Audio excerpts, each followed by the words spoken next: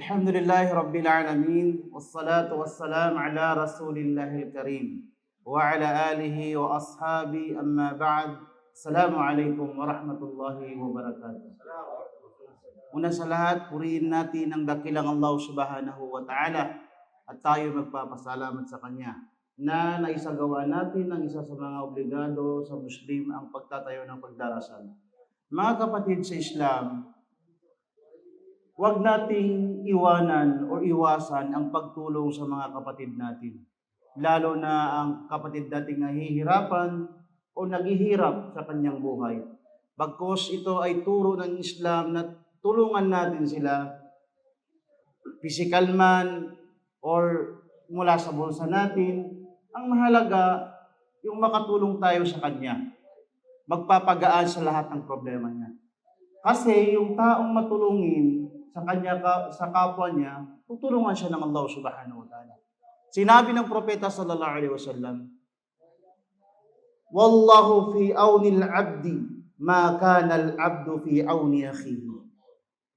Sinabi ng propeta sallallahu alaihi wasallam, ang Allah mananatili ang kanyang tulong sa alipin kung ang alipin na yan ay patuloy siya na tumutulong sa kanyang kapatid.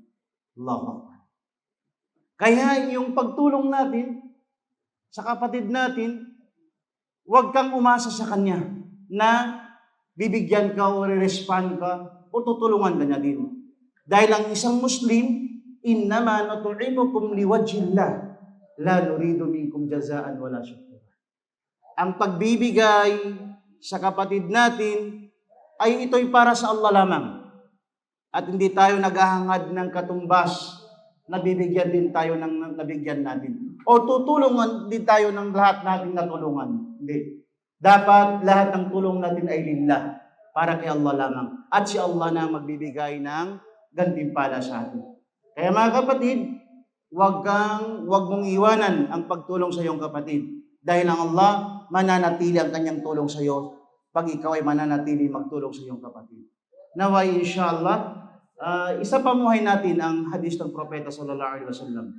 Dahil ang pagkapatiran sa kabilang buhay ay kaligtasan ng bawat isa sa atin.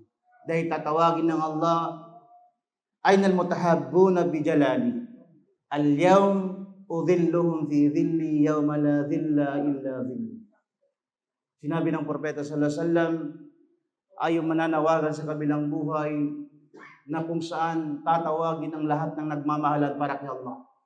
At sila ay makalilim sa lilim ng Allah na wala ng lilim na mahanap maliban kay Allah lamang.